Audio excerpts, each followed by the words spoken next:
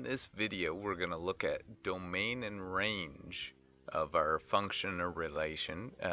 If you don't know what a function is, you might want to go back and check the last video, what is a function. We did domain and range a little bit in the last unit, but in this one we want to learn how to write it a little bit more formally so that we're not afraid when we see the domain and range written in such a way we can read exactly what it's saying for the domain and range. So the learning goal is I can state the domain and range of a function or relation. So if we look at what the domain and range are before we look at stating them, all of the elements that are input into our function make up the domain of that function. So this is our the set of x's that are our independent variable that are going into whatever our function is. All of the elements that are output by the function, so we enter in our x's, we do our formula or our relation or whatever it is, and we get back our y values. These make up the range of that function. So the y's are usually our dependent variable. So let's look at a couple examples here. Now, in this function, here are the x values that get entered in. We can enter in any of these, 1, 2, 3, or 4. Some computation in this function happens, and I am given back these y values. Okay, so 1, 2, 3, 4 go in. If a 1 goes in, a 1 comes out. If a 2 goes in, a 4 comes out. If a 3 goes in, a 9 comes out. And if a 4 goes in, a 16 comes out. In this one, I don't know what's going on. But in the past, when we've set up our domain, we've looked at the x values and we said it could be 1, 2, 3, or 4, which is exactly what they are.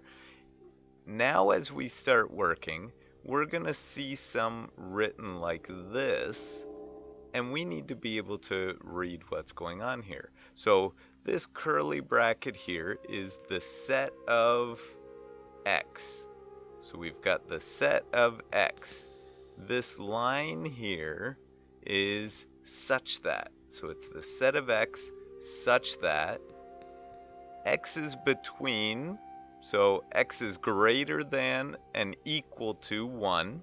It's greater than and equal to because it can be 1. And it is, this should be the other way here, less than or equal to 4. Yeah, this is a little mistake in this. It should be less than or equal to 4. So x should be, it can be 4 or anything less than that. So 2 and 3 there. So x is greater than 1. Remember, and the way that I noticed there's a mistake right there is because remember the alligator mouth eats the bigger thing. So x is bigger than 1, and the alligator's eating the 4 because it would be bigger than x. So x can be equal to it, but equal or less than. Now here where we have x is an element of the natural numbers, and let me just fix this so it's less than here. If we look back to our sets up here, it could actually be, this is the set of natural numbers. If you look at the natural numbers, they start at 1 and they go 2, 3, 4, 5, 6. So we're saying here x is between 1 and 4 out of these natural numbers. We could have, if you look at the one right below, chosen the whole numbers. That would work also. X is an element of the whole numbers, and it is between 1 and 4. So it's not 0. It's between 1 and 4, and it's not anything more than 4. We could also have chosen the integers. X is an element of the integers because it is 1, 2, 3, 4, 5, and it keeps going. And although there is 0, minus 1, minus 2, and so forth, we're saying x is between 1 and 4. And it's all those exact values in between 1 and 4. We could not choose, though, the rational numbers or the real numbers, because if we think of in between even 1 and 2, there is the number 1.5. And this would be represented in both the real numbers and the rational numbers. So we would have to pick one of these other sets where we're talking about just integers for this particular question. Okay, if we look at the range, we've got 1, 4, 9, and 16. That's how we wrote it, we're writing it before. Now we've got the set of y's. So remember, the curly brackets are the set of y's such that y is equal to these numbers. Now I can't write it, oops, I'm just gonna fix this again. We can't write it fancy like this right now because it's not between anything, it's a various different amount. So we would have to say it's exactly 1, it's exactly 4, 9, or 16. So y can be 1 and 4 and 9 and 16. But the reason why I wanted to bring this notation up was because in some of these functions that we're going to see on the upcoming slides, it's easier to write this than every number. And we'll find out why in the slides coming up. So if we look at something like this, and one way that I like to do it when I am looking at the domain and range of a graph is if you think of a light up here. So this is a light source up at the top. It's shining down. The domain is where down here on the x-axis is the shadow going to be. So if the light is shining down here, right here, all this stuff will be illuminated, all of this down here, but from right here all the way, so even here, this is a solid point, the light's not going to get through, the light's not going to get through, the light's not going to get through, all the way to here, there will be a shadow on this x-axis from this function up here. So what that means is that here we've got the set of x values such that x is greater than 2. So we've got a 2 here. X is greater than, oops, x is greater than, and it's equal to that 2. And x is less than, and it's also equal to, less than or equal to 10, where it is also every value in between that. So it is not just a point here and a point here and a point here, it's every value in between all this also. So it's every value down here on the x as well. So that means x has got to be an element of, and let's pick the real numbers here.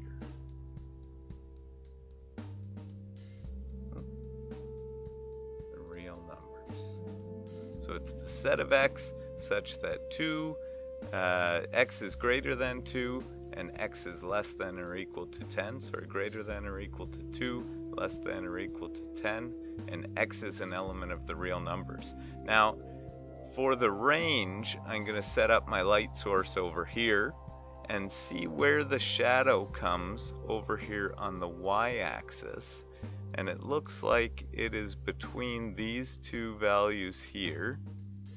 So the shadow, even though there's this bit here, it's still shaded by this one big piece here. So for my range, I would have the set of y such that the low value is 1. So y is greater than or equal to 1.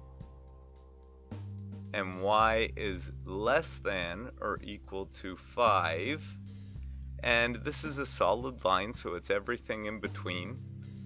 So we have y is an element of the real numbers. And that would be our range. So we've got there our domain and range for this function here. Now this one gets a little bit trickier.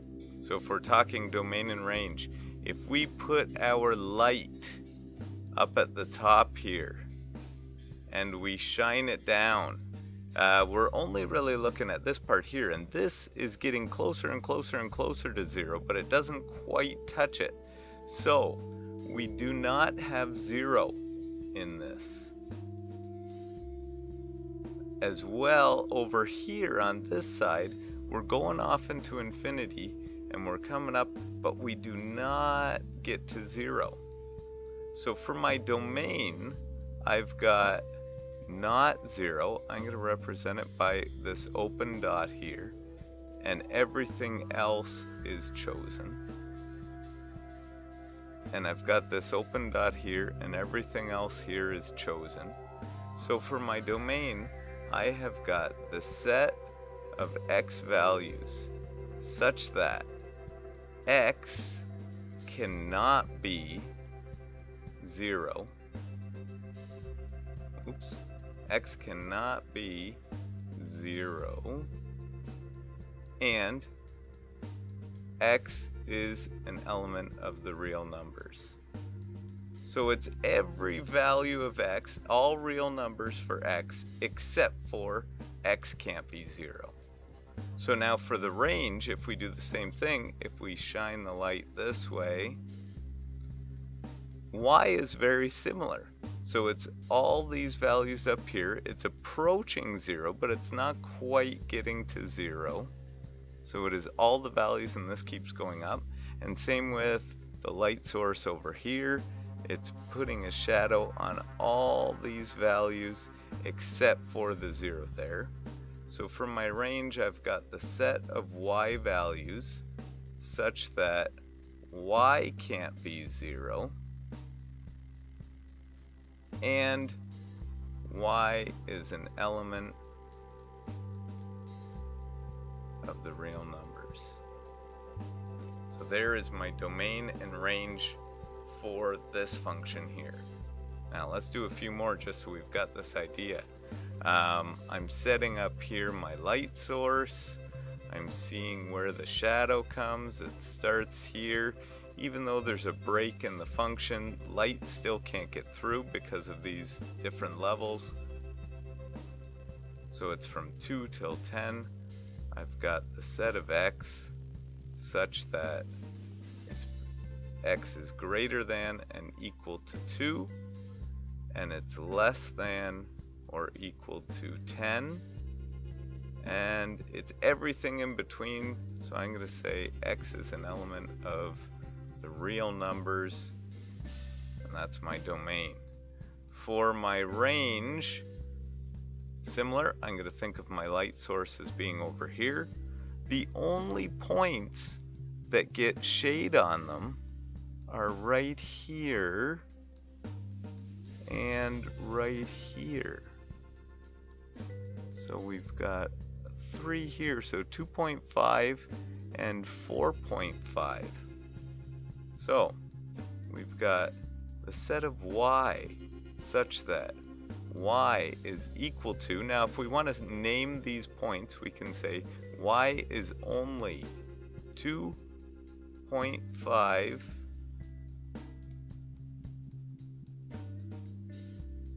and y is, we could have put this and over here and but I'm writing it again, and y is 4.5.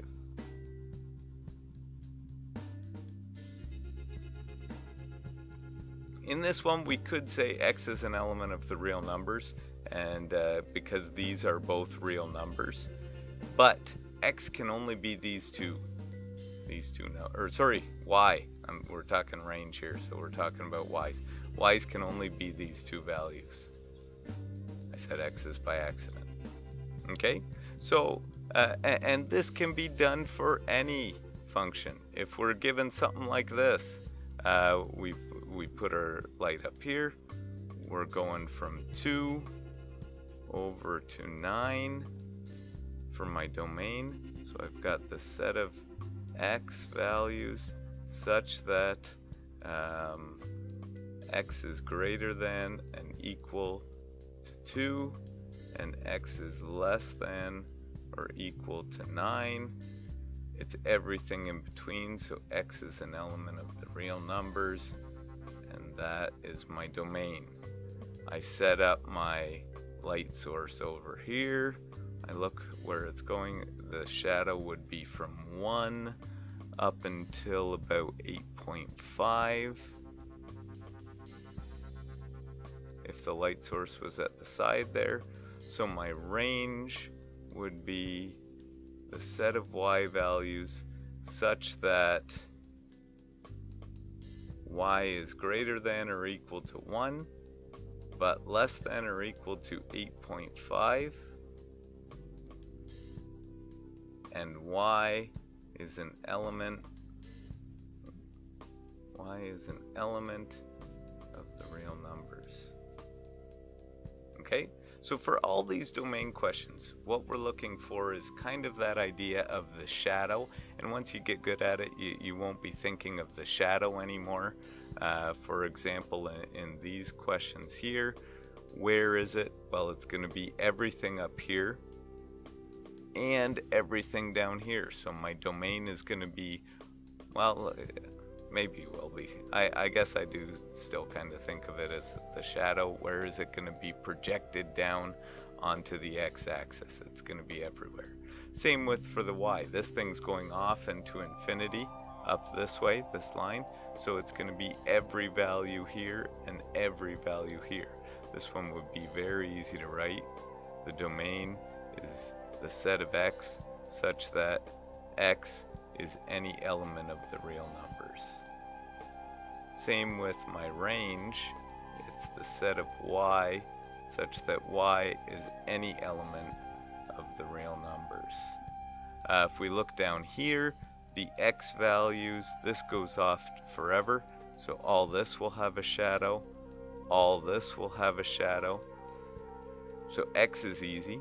It's the set of x such that x is an element of all real numbers.